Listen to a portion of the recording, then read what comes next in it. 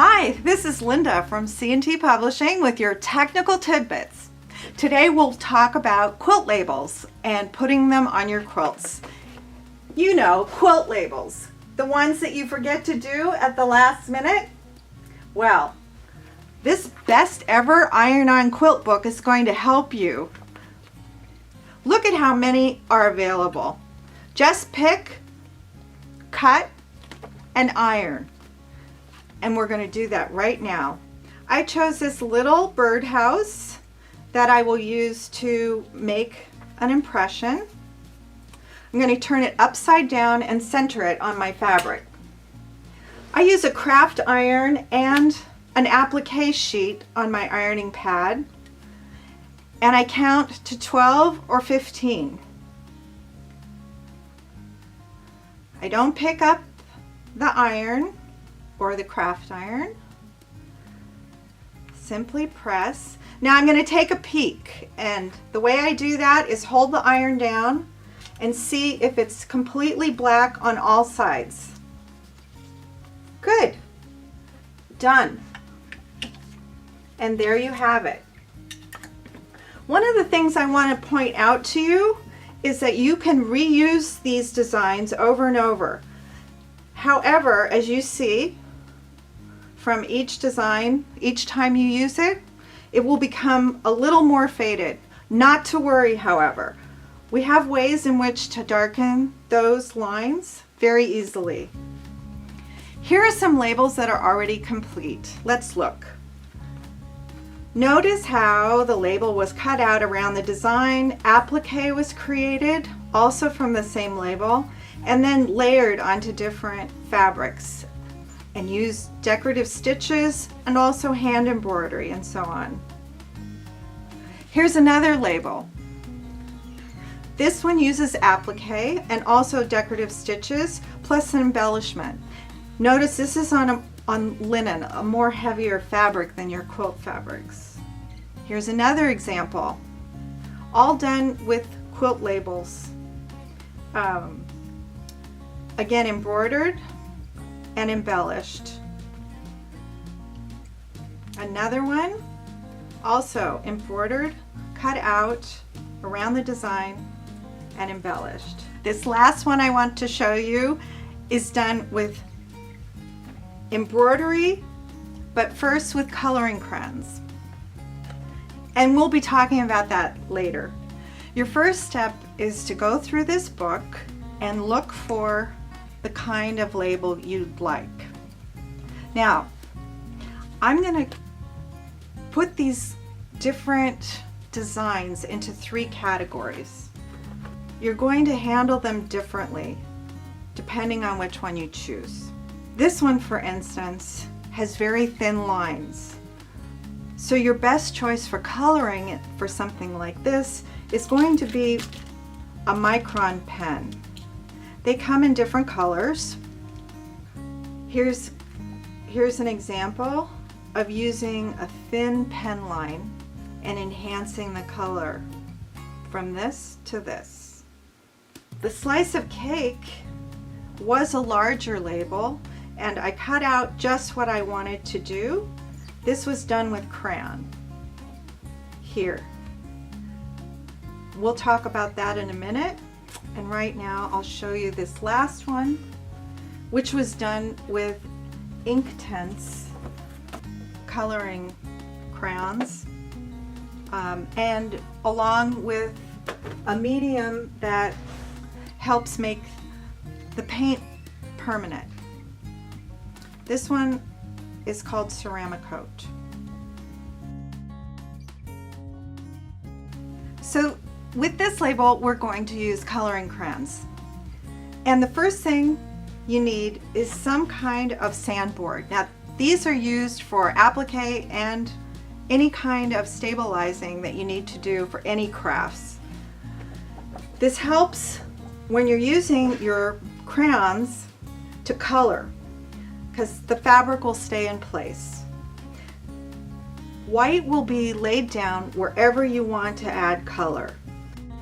This is your base layer for the colors you add on top. Starting with this color in, and then let's say you want to do pink next. Choose two different pinks. The lighter one you start with and do overall, wherever you want your pink, let's say. And I'm coloring in using swirls to get all the areas I want pink. Now, pressing harder will not make anything darker. You need to go to a darker color. That's a technical tidbit. Using the darker color, do your shading. And if you want to, a third color for highlights. It will need to be darker than what you're using at this point.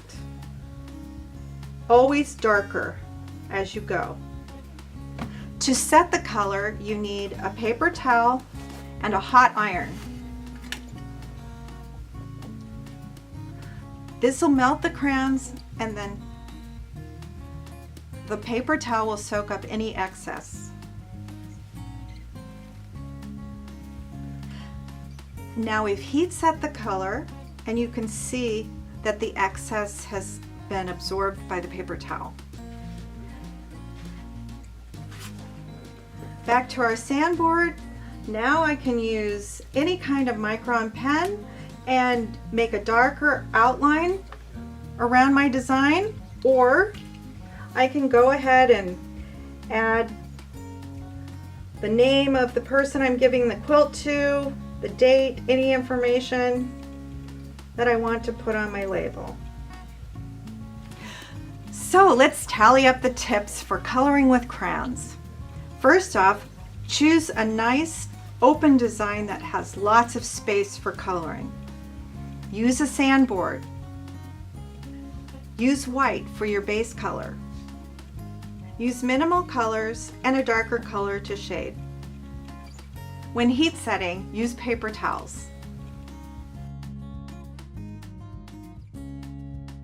A second way to color your designs is with pens.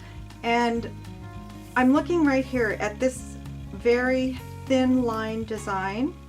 This would not be appropriate for paints or color crayons because the spaces are just too small. So let's look. Here we have a design that's already been inked in, and the micro pen is used simply to go over the lines that you have. One of the ways to make it a little more artistic is to add thicker lines. For instance, I can thicken the line here going over it twice, add little flourishes as I go, tips to the leaves and so on, like that, to create a colorful quilt label. Now there's two kinds of pens that I like to use, the Sharpie and the Micron pen. And both of these work very well with fabric.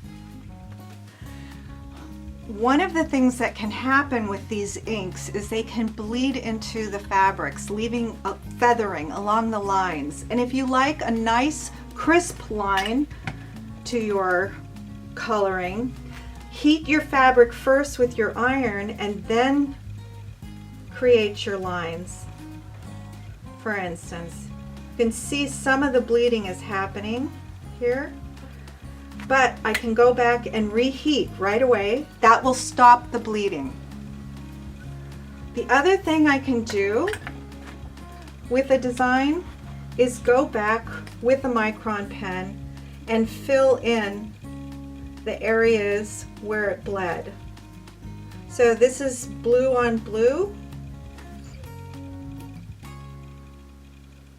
and you can see the line is getting very sharp as I work on that.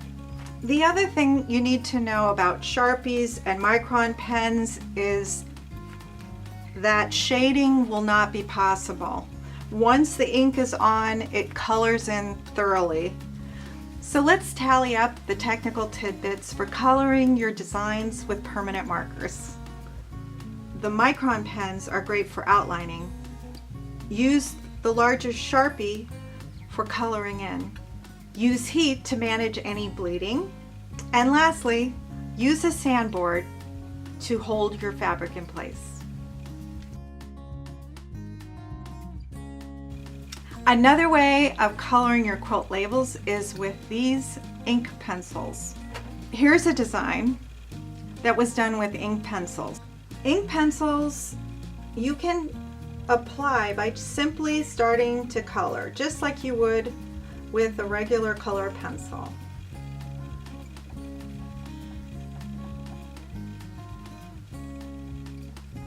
Now, to make these permanent, you need to add a compound like this, ceramic coat, that will make it permanent.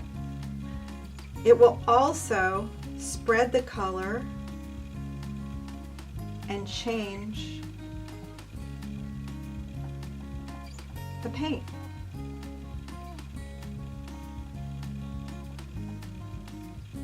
If your design spreads too far, quickly heat it. This will stop the color from bleeding. You can keep adding more color as you go and heat setting to get the shading and coloring that you desire.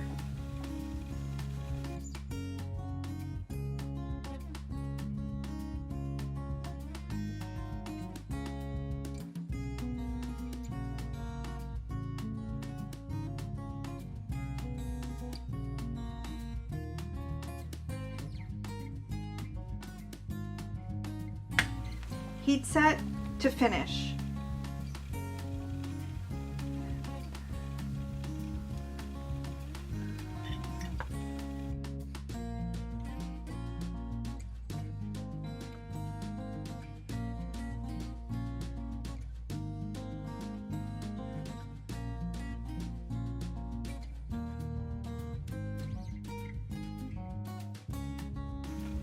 You can also outline this with your Micron permanent pens if you like. So let's tally the tidbits from coloring with Inktense pencils. It's a good idea to choose a large space design where you have plenty of room to color. Color with your pencil first and follow up with the medium to spread and make your paint permanent. So the next time you need to make a quilt label, use Best Ever Iron-On Quilt Labels from C&T Publishing. It'll make your quilt label making so much easier.